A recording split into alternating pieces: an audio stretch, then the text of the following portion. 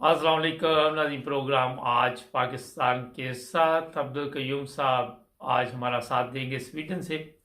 सूरत हाल ये है कि इंतखाबात मुलतवी करवाने के लिए वो तमाम हरबे इस्तेमाल किए जा रहे, ना तो किसी की जान की परवाह है और ना ही ये कोई ऐसी बात है कि कोई पाकिस्तान में पहली दफ़ा ये हालात ऐसे ख़राब किए जा रहे हैं। आपके इल्म में है, कल जैसे ही धमाका हुआ, chief of army staff Rana Sanaullah, Aurangzeb और शहबाज शरीफ ऐसे भागे जैसे ये डॉक्टर होते हैं। अब सोचने वाली बात है, उस वक्त हॉस्पिटल पहुंच गए। उस वक्त ज़ाहिर है कि जो भी लोग ज़ख्मी थे उनको फौरी तौर पर मदद की ज़रूरत थी। इन लोगों ने क्या करना था, ना तो ये डॉक्टर थे। ये एक ड्रामा किया गया और मैंने कल इस पर प्रोग्राम भी किया था कि ये गवर्नमेंट ने खुद करवाया इंतखाबात मुलतवी करवाने के लिए। कयूम साहब, ये लोगों की जानें तक ले रहे हैं और कह रहे हैं कि अफगानिस्तान ने ये किया है, फलां मुल्क ने किया है। आप क्या समझते हैं कि 6 लाख आर्मी जो है वो पाकिस्तान में मौजूद है, पुलिस के ऊपर हमला करना ये कोई मामूली चीज़ है? बिल्कुल आपने सही फरमाया मुबारक साहब। ये हम लोग कई अरसे से रो रहे हैं, चीखें मार रहे हैं कि ये बदबख्ती हमारा मुल्क नहीं चल रहा। मुबारक साहब, ये फिर मैं रिपीट कर रहा हूँ, हमारा मुल्क नहीं चल रहा। जो मुल्क चल रहे होते हैं वहां पे अदारे एक्टिव होते हैं, वहां पे अदारे अपनी अपनी ड्यूटीज दयानतदारी के साथ 200% सही करते हैं, ताकि वो जो तनख्वाह ले रहे हैं, वो जो सहूलतें मिली हुई हैं उनको उसको हलाल करें। हमारे मुल्क में जितने लोग काम कर रहे हैं, अदालतें देखें आप, आपके ये जो गवर्नमेंट है, ये तो 100% पाकिस्तान के दुश्मन है। हमने 1000 दफा इस चीज को रिपीट किया है। और ये वो लोग हैं जो करप्ट लोग हैं, ये वो लोग हैं जो जिन्होंने पाकिस्तान को लूटा हुआ है, पाकिस्तान के दुश्मन है, पाकिस्तान के साथ गद्दारी की हुई है, पाकिस्तान के साथ क्या क्या इन्होंने किया।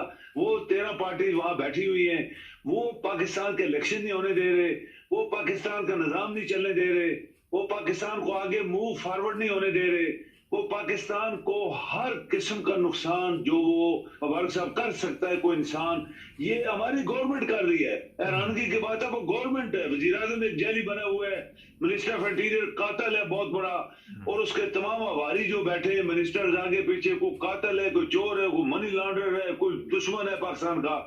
तो ये मुल्क नहीं चल रहा मुबारक साहब। ये अच्छा सर, इतना बड़ा हादसा हुआ है। ये आपने बता दिया है कि मुल्क नहीं चल रहा। सवाल ये है कि एक हमला आवर जो भी आया, वो गाड़ी में बताया जा रहा है लेके आया मवाद जो भी है। सवाल यहाँ पे फिर वही उठता है कि ये इतने जालिम लोग हैं, क्रिमिनल हैं, इनके नज़दीक अगर 150 आज पता नहीं 90 96 की तादाद बताई जा रही, 150 200 500 1000 पाकिस्तानी मर जाए, इनके ऊपर कोई असर होता है? ये इंसान है इस काबिल के इनको कोई अफसोस हो? कोई नहीं, बिल्कुल नहीं। ये तो मैंने आपको बताया ना, ये हमारे दुश्मन है, ये पाकिस्तानी अवाम के दुश्मन है, मुल्क के दुश्मन है। और ये वहां पे बैठे हुए हैं, सिर्फ पैसा जो इन्होंने खाया था उसको माफ करवा लिया खुद ही, और आगे लूटने के बहाने इनको IMF देखे ना, दुनिया का कोई बंदा इनको पैसा नहीं दे रहा। अभी बात आ गई सिक्योरिटी की। अभी देखे, पुलिस का काम था कि अगर उनकी अपनी मस्जिद है तो पुलिस का वहां पे पहरा होना चाहिए था। और ये तो ना सोचे ना कि टेररिज्म खत्म हो गई है। जब तक मुल्ला जिंदा है, मुल्ला फजलू जिंदा है, ये टेररिज्म खत्म नहीं होने वाला। वो बंदा खुद गवर्नमेंट के अंदर बैठा हुआ है और मरवा रहा है लोगों को। ये जितने टेररिस्ट इस इलाके में, फ्रंटियर में जो या उधर दूसरे दूसरे एरिया में हो रहे हैं, ये सब ये मौलाना फजलू के लोग हैं, और ये खुद मरवा रहा है। ये कोई छुपी बात नहीं है। अगर आपके अदारे ध्यानदार होते तो इसको पकड़ के इसका नंगा करते, जिस तरह इसने लोगों को नंगा करवाया था, इसको भी नंगा करते थे। बोलते जनाब जरा बेटे हमारे सराग क्या, किधर किधर तुम्हारे तलकात हैं, किधर किधर तुमने ये गंदगी फैलाई हुई है, तो खुद बता देता। मुबारक साहब, आपके अदारे काम नहीं कर रहे, चाहे सर ये तो हम आपकी बात 100% साथ आप कहें जी। सुने जी जी जी जी। हाँ, देखे ना, इतनी बड़ी आर्मी होने के बावजूद हर जगह फौज बैठी हुई है, बड़ी बड़ी चौकियां लगा के सड़कों के ऊपर बैठी है। फिर वो कैसे टेररिस्ट, वो किस तरह असला लेके आ गए, किस तरह बारूद लेके अंदर पहुंच गए, मस्जिद के अंदर पहुंच गए, सब कुछ हुआ। तो ये कौन करवा रहा है? अपने ही बंदे करवा रहे हैं ना, जो घर का बेदी लंका है, जिसको पता होता है कि इस जगह हम लोगों को आसानी से मार सकते हैं। तो पुलिस वाले लोगों को नंगा करके मारते हैं, तो उनको मस्जिद में जाके उन्होंने मरवाया किसने? अपने बंदों ने। वो कौन लोग हैं? मुल्ला फजलू है। मैं आज से कई साल पहले भी लोगों को कहता रहा हूं कि इस बंदे को पकड़ो, ये खतरनाक आदमी है, ये छुपा हुआ खुदा है, ये लोगों को ऊपर दारा इसने सफेद रखा हुआ है, शैतानी इबलीस, ये इंसानी शक्ल में इबलीस है, इसको पकड़ लो। और लाल मस्जिद वाले इमाम को पकड़ लो। उन्होंने लाइव, मुबारक साहब आपको याद होगा कि जब मुशर्रफ ने अटैक करवाया था मस्जिद के ऊपर, तो उसकी बीवी और उसके खामद ने अलल ऐलान लाइव टीवी के ऊपर बोला था, अगर मुशर्रफ ने हमारे ऊपर अटैक करवाया तो हम पूरे पाकिस्तान में सुसाइड अटैक्स करवाएंगे। ये उनके लाइव अल्फाज हैं जो टीवी के ऊपर रिकॉर्डेड है। तो इसके बाद पूरे पाकिस्तान में फिर सुसाइड अटैक्स हुए, लाखों हजारों दुनिया मारी गई, सब कुछ हुआ, किसी ने उनको नहीं पकड़ा। वो आराम से फिर रहे, ये आराम से फिर रहे। मौलाना फजलू तो अंदर घुसा हुआ है ना, ये अंदर इसलिए घुसा हुआ है कि इसके ऊपर कोई शाकी ना करे। तो आपके इदारे फेल हुए हैं, टोटली सिक्योरिटी आपकी फेल हुई है, आपके जजेस वगैरह तो पहले ही फेल हो चुके हैं, कोई इंसाफ है ही नहीं पाकिस्तान के अंदर। और मुबारक साहब ये बात नोट कर लें, ये बंदे जो आपके हुकूमत में बैठे हैं, दे पाकिस्तान के सबसे बड़े दुश्मन ही है। आपका कोई दुश्मन बाहर से अंदर नहीं आ सकता, लेकिन ये अंदर जो बैठा हुआ है बंदा और हुकूमत जो बैठी हुई है, ये पाकिस्तान के दुश्मन है।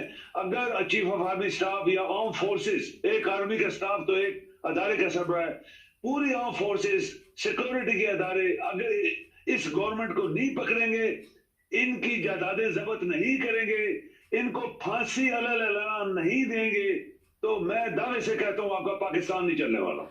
सर ये बताइए कि पुलिस हमारी इतनी हरामखोर है कि फवाद चौधरी को गाड़ी में बैठा के, ऊपर से राना सनाउल्लाह ने कहा कि इसको डाले में बैठा के तो घुमाते फिरो, पेट्रोल ज़ाया करते रहो, और जब दहशत गर्द आते हैं वहां इनको मौत पड़ जाती, वहां ये खुद मर जाते हैं। ये औकात है इन लोगों की ज्यादा से ज्यादा। ये इसीलिए तो मार पड़ी है ना उनको, हम तो नहीं कहते। हाँ। लेकिन इनको मार क्यों पड़ रही है? क्यों ये अल्लाह ताला इनको जलील कर रहा है? इसलिए कि ये लोगों को जलील कर रहे हैं, ये लोगों की इज्जतों को जलील कर रहे हैं, ये लोगों की, पाकिस्तान के वफादार लोगों को जलील कर रहे हैं। क्यों? इमरान खान जब पता है कि ये सबसे बड़ी पार्टी है और सबसे एक ही लीडर पैदा हुआ है जिसने सच्चाई की बात की है, और उसको इलेक्शन नहीं होने दे रहे, उसकी हुकूमत नहीं चलने दी गई, उसके खिलाफ रोज मुकदमे बनते हैं, उसको कत्ल करने के लिए अलल ऐलान उसको कत्ल करने के लिए गोलियां मरवाई गई, और किसी के ऊपर असर ही नहीं हुआ।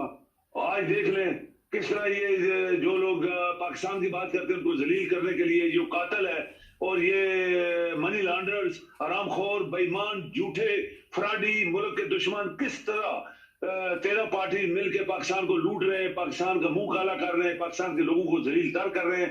25 मई का वाकया आपके सामने है, औरतों, बच्चों, बीवी, मर्दों को मारा गया इस्लामाबाद के अंदर, वो पाकिस्तानी थे, मुहब्बे वतन पाकिस्तानी थे, और पाकिस्तान की पुलिस से इस जलील शख्स ने, ये जो मिनिस्टर इंटीरियर है और इसका वजीर आजम और ये सारे मिले हुए थे, उन्होंने मरवाया उनको, किस तरह जलील किया। अगर चौधरी फवाद को वो जलील करवा रहे हैं तो ये पुलिस क्यों कर रही है? वो कह सकते हैं ये हमारा काम नहीं है, हम क्यों करें अपने मुल्क, अपना एक इज्जत वाले बंदे को क्यों करें? तो उनके साथ भी जो कल हुआ वो भी एक सबक आमोज बात है। मुबारक साहब आप ये मत भूलें, अल्लाह ताला बदला लेता है, किस तरह लेता है वो खुद ही जानता है, और उसका एक सबूत है सामने, मैं कहूंगा। नहीं, लेकिन सर असल जो मसला है कि सिक्योरिटी इदारों का सवाल तो उठ रहा है ना कि हम दुनिया की पता नहीं कितनी बड़ी ताकतवर फौज हैं, हमारी ISI बहुत वो दुनिया की मानी हुई है, वो किधर गए सारे? क्योंकि ये तो खुद ही सब करवा रहे हैं। नहीं, वो तो खुद करवाया सब कुछ। मुबारक साहब, जो पाकिस्तान में आपने लोगों को खराब किया है, लोगों को पैसा दिया, लोगों को सहूलियात दी, लोगों को बंगले, कोठी, कारें, नौकर चाकर दिए, लोगों को हर चीज मुफ्त दी, जबकि यूरोप में किसी के पास नौकर नहीं है। यहाँ पे वजीर आज़म खुद जाता है, चाय अपनी वो चाय वाली जगह से भरता है, कप उठाता है, अपने कमरे में आता है।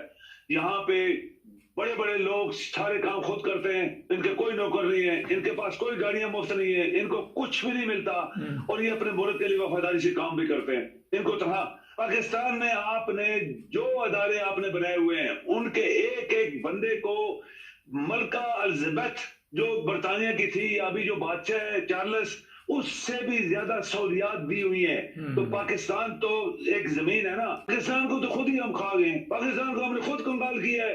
पाकिस्तान क्या चीज है भाई? ये अमेरिका की बादशाही भी होती है, चीन भी होता तो वो कंगाल हो जाता, जिस तरह पाकिस्तान के अंदर हो रहा है। और एक जरा सी बात होती है, जहाज लेके पाकिस्तान का जहाज चलता है, 4 बंदे बैठे होते हैं, लंदन जाता है, 10 दिन रहता है, वापस आता है। हर दूसरे दिन पाकिस्तान का जहाज अमेरिका, बरतानिया, फ्रांस जा रहा है, पैसे का काम नहीं कर रहे। वो जहाज चल रहे हैं, उसमें कितने बंदे बैठे हैं, 5 स्टार होटल में ठहरते हैं, अरबों रुपए इस तरह खाते जा रहे हैं। जिस दिन से ये बंदे आए, ये इससे पहले भी थे, जितनी हुकूमतें आई हैं इसी तरह पाकिस्तान को खाती रही हैं। जरदारी दुबई में बैठ के सदर बना रहा, खाता पीता रहा। तो मुबारक साहब, ये बात जो हम करते हैं, एक बात जिसका निचोड़ है कि पाकिस्तान नहीं चलने वाला, पाकिस्तान ना चला है ना चलेगा। आपके अदारे अगर वहां जख्मी हुए तो क्यों सारे बंदे वहां पे गए? क्यों जहाज लेके गए? क्यों हेलीकॉप्टर लेके गए? क्या उनको जिंदा कर दिया जो वहां पे 100 बंदा मरा है? क्या उनको जो जख्मी है कि इनकी मनूसियत चेहरे देखकर वो दोबारा बिल्कुल ठीक हो जाएंगे? बिल्कुल नहीं ठीक होने वाले। ये सारी चीजें मुबारक साहब, जिसको आप काउंट डाउन करें, पाकिस्तान क्यों इस नौबत तक पहुंचा है? सर मुझे ये बताइए कि शहबाज शरीफ गया है, डॉक्टर तो नहीं, उसे तो खुद एक डॉक्टर की जरूरत है, वो मरीज है। ये हरामखोर जो टोला वहां पे गया है ना, हरामखोरों का ये नंबर गेम है सारी। इन्हें पता था कि ये धमाका होना है, ये सब पहले ही तैयार थे ज़हनी तौर पे कि वहां पे फिर हम चक्कर लगाएंगे ताकि लोगों को लोग तो आपको पता है कल गवर्नर वो जो है खैबर पख्तूनख्वा, उसने कहा जी इलेक्शन मुलतवी कर देंगे, राना सनाउल्लाह ने भी कहा। तो ये सारी प्लानिंग की जा रही है। एग्जैक्टली, बिल्कुल आपने सही बात की है। ये सिर्फ इलेक्शन कैंसिल करवाने के लिए वो जो अजदा, जिसको मैं मुल्ला फजलू कहता हूँ, ये अजदा से भी बड़ा जो सांप होता है, ये वो शख्स है। ये टारगेट, ये टेररिज्म उस बंदे के हाथ में है, जब चाहता है करवा देता है, जहां चाहता है करवा देता है। फौज के बंदे, पुलिस, हर बंदों को, सिविलियन को, सबको मरवा रहा है वो। अभी इलेक्शन नहीं होने देना तो आपका आइन किधर है? पाकिस्तान के आइन के मुताबिक 30 दिन के अंदर इलेक्शन होते हैं। गवर्नर नहीं बोल रहे, गवर्नर एक लाहौर वाले की दाढ़ी देखो पहले, उस सिख की, वो सिख है, उस सिख की दाढ़ी देखो, उसके करतूत देखो, उसकी बातें देखो, लानत उसके चेहरे पे, लानत उस शख्स पे, लानत इन गवर्नरों पे, लानत जरदारी पे, लानत इस वजीर आजम और इसके तमाम मिनिस्टरों पे, अल्लाह ताला की लानत, बहुत बड़ी लानत।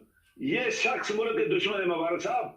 इसीलिए मैं कह रहा हूं कि आपकी अगर मसला अफवाज भी नहीं बोल रही तो फिर आपको क्या गारंटी है कि ये पाकिस्तान चलेगा?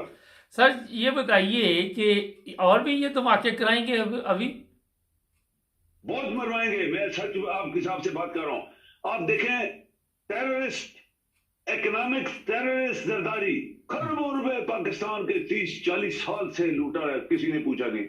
ये दोनों भाई गटर चोर की औलाद, ये 30-40 साल से ये लूट रहे हैं मुल्क को, किसी ने इनको पूछा नहीं। इनकी बीवियां, बच्चे, माल सब लूट रहे थे, सब बैठे देख रहे थे तमाशा। अभी आपके कराची वाले जो बम थे, वहां पे बैठ के उनसे पूछा जाए तुमने क्या क्या किया इस मुल्क के साथ, वो जो कल परसों में हैरान हुआ, मुबारक साहब हैरान होंगे सुन के, ये बादशाह खान की कल तारीफें हो रही थी। वो बादशाह खान जो कहता था पाकिस्तान के अंदर मेरी कब्र भी ना करना, मैं इस मुल्क के अंदर दफन नहीं होना चाहता हूं, क्योंकि वो पाकिस्तान बनने के खिलाफ था और पाकिस्तान का बड़ा दुश्मन था। उसका बेटा वली खान उससे भी बड़ा दुश्मन था, और उसका जो पोता है वो इससे भी बड़ा दुश्मन है, वो दुश्मनों के साथ मिला हुआ है। तो बलूचिस्तान है, बलूचिस्तान आर्मी बनाई हुई है, लिबरेशन, बलूचिस्तान लिबरेशन आर्मी, वो कहां से बनी है भाई? क्यों आपकी फौज कोर हेडक्वार्टर्स बने, 10 बने, वहां पे वो फौज क्या कर रही है? तो ये सारी बातें हैं मुबारक साहब, ये सब चीजें जो ये इकट्ठी चल रही है ना।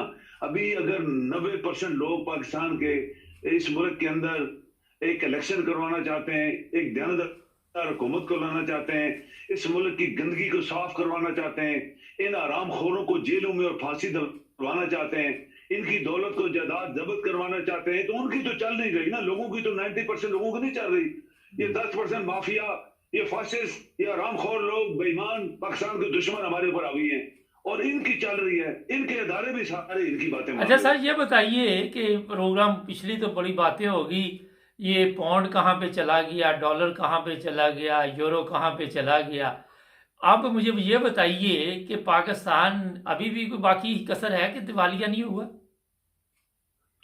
दिवालिया हो चुका है जी मुबारक साहब, दिवालिया तो बहुत पहले का हो चुका है। जिस जिस मुल्क के पास पैसा नहीं है, 10 रुपए नहीं है, डॉलर नहीं है, मैं आप देखें रुपए की हालत देख लें, आप देखें डॉलर मिल नहीं रहा पाकिस्तान के अंदर।